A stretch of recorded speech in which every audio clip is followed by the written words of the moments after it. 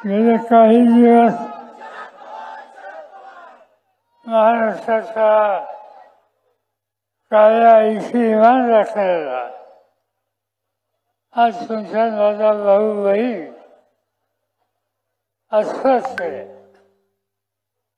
कधी दुष्काळ, यंदाच्या वर्षी अतिवृष्टी, 20 जिल्हा तिथे अनेकदा दुष्काळ असतो. आज त्या जिल्ह्यामध्ये अतिवृष्टी झाली आणि लोकांच्या शेतीचं नुकसान. एक तर विहिर नाही. महाराष्ट्राच्या जवळपास सगळ्या जिल्ह्यामध्ये यंदाच्या वर्षी अतिवृष्टी झाली आणि त्याचा फरक शेतीवर झाला. शेतकरी अस्वस्थ आहे. संकट येतात. त्या संकटातून मार्ग काढायचा असतो आणि तो मार्ग काढायचा ही जबाबदारी राज्य आणि केंद्र सरकार यांची असते. आपण बघतो आहोत संकट आहे.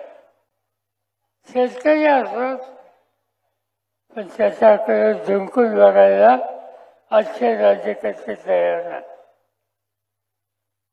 आणि त्यावेळेस पुन्हा एकदा आसपासच्या स्वच्छ महाराष्ट्राच्या ग्रामीण भागात गेल्या 2 महिन्यामध्ये महाराष्ट्रामध्ये 2000 पेक्षा अधिक शेतकऱ्यांनी आत्महत्या केल्या.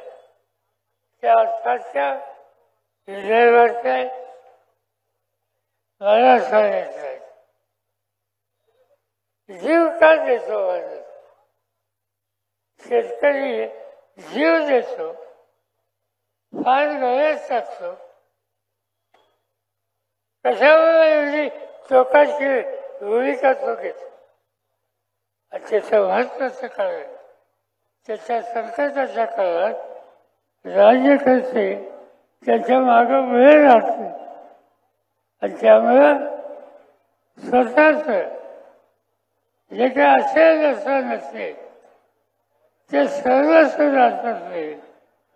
त्यापेक्षा जीव दिलेला बरा हा विचार आज शेतकरी करतोय आणि त्यामुळेच आसपासच्या पुन्हा एकदा वाढायला लागल्या. यापूर्वी असं घडलं होतं. आधीच्या वक्त्यांनी सांगितलं की इथं आसपासच्या झाल्या. मी शेती खात्याचा मंत्री होतो आणि एक दिवशी सकाळी उठल्यानंतर माझ्या वाचनात झालं यवतमाळ जिल्ह्यामध्ये शेतकऱ्यांनी आत्महत्या केली. मी अस्वस्थ झालो. दुसऱ्या दिवशी प्रधानमंत्री मनमोहन सिंग यांना विनंती केली की शेतकरी जीव देतोय हे चित्र चांगलं नाही. तो का जीव देतोय हे समजून घेतलं पाहिजे आणि ते जर करायचं असेल तर दिल्लीत बसून होणार नाही. यवतमाळ जिल्ह्यात जाऊ, त्या शेतकऱ्याच्या घरी जाऊ, त्याची बायका मुलं असतील त्यांना विचारू आणि समजून घेऊ. मनमोहन सिंग प्रधानमंत्री होते, लगेच तयार झाले.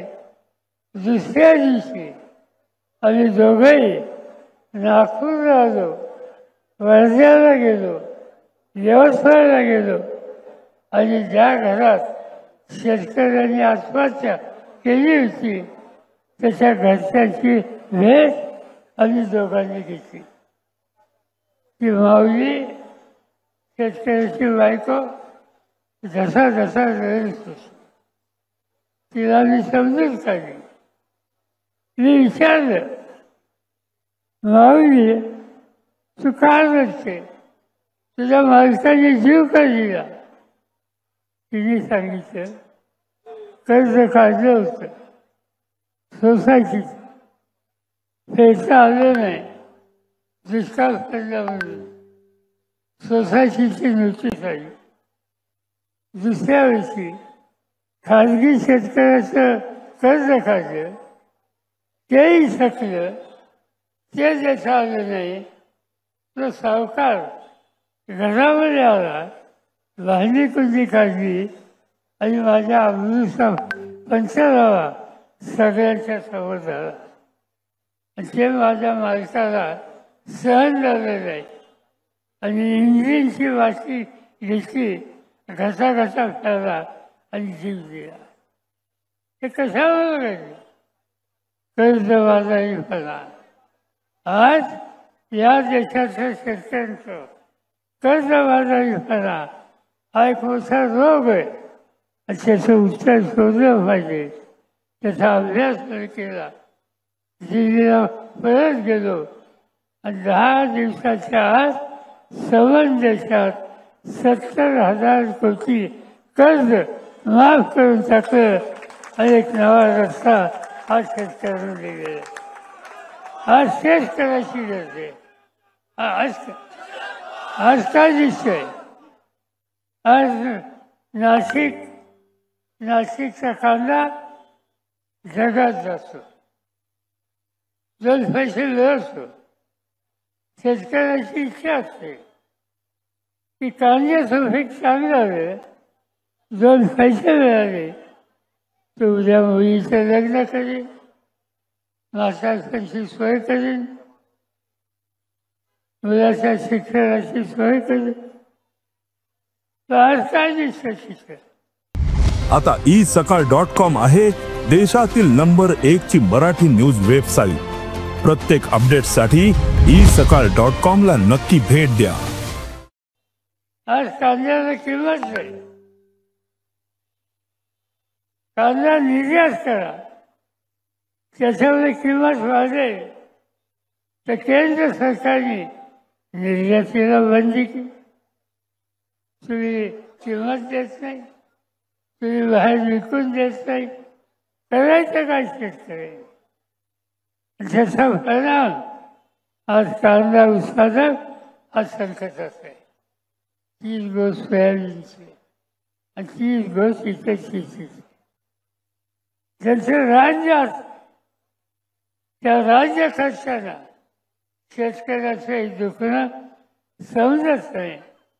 आणि ते समजत नाही म्हणून आपण बघ्याची भूमिका नुसती घेत बसलो तर आज 1000-2000 शेतकऱ्यांनी आत्महत्या केल्या. तो आकडा लाखात झाल्याशिवाय राहणार नाही आणि शेतकऱ्यांचा संसार उद्ध्वस्त झाल्याशिवाय राहणार नाही.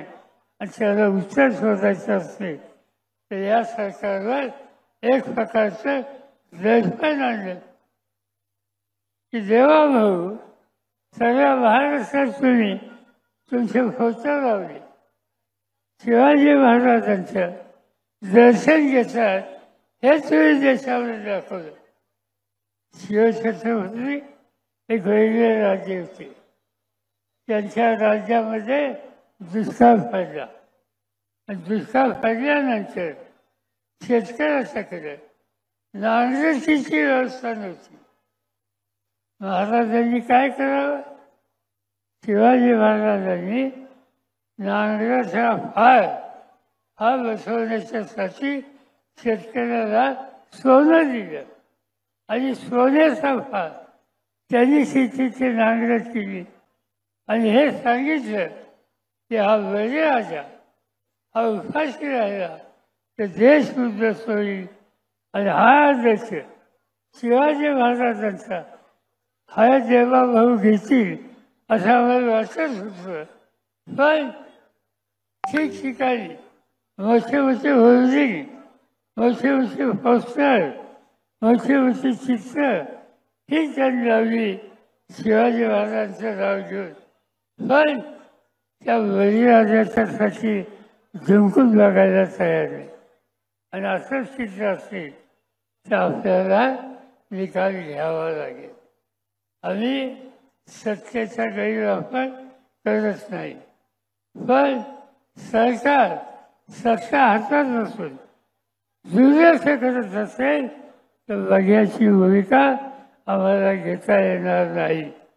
आणि ते करायचं असेल तर आत्ताच शशिकांत शिंदे जयंतराव या सगळ्यांनी सांगितलं की एका ठराविक दिवसामध्ये तुम्ही हे निकाल घेतले नाहीत, शेतकऱ्याला मदत केली नाही, तर आज नाशिकचा हा मोर्चा ही सुरुवात आहे. ही सुरुवात इथे थांबणार नाही. तुम्ही दुर्लक्ष केलं तर हा मोर्चा आणखीन मोठा आणि उग्र स्वरूपात गेले. हे या ठिकाणी मी सांगू इच्छितो. देवाभाऊंना माझी विनंती आहे, आजूबाजूला बघा हिंदुस्थानच्या काय घडतंय ते. नेपाळमध्ये गेल्या 8 दिवसात काय घडले. राज्यकर्ते गेले, एक भगिनी आली, तिच्या हातात राज्य दिलं गेलं. आणखीन काय झालं मी त्याच्या खोलात जाऊ इच्छित नाही. शहाणपणा हा शिकण्याचं काम देवाभाऊ आणि त्यांच्या सहकारी करतील अशाच प्रकारची अपेक्षा आज या ठिकाणी करतो.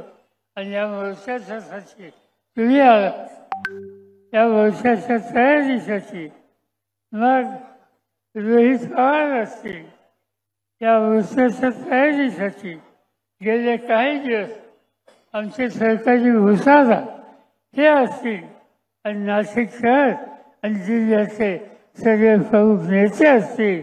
त्यांनी जे कष्ट घेतले त्याबद्दल त्यांना धन्यवाद देतो. आणि तुम्हा सगळ्यांसुद्धा एवढ्या संख्येनं आलात, मोर्चात सहभागी झालात याबद्दल तुमच्या सगळ्यांचं कौतुक करतो. आणि पुन्हा महिना 1.5 महिन्यात जर घडलं नाही तर तयार राहा हेच सांगतो आणि आपली रजा घेतो. जय हिंद, जय महाराष्ट्र.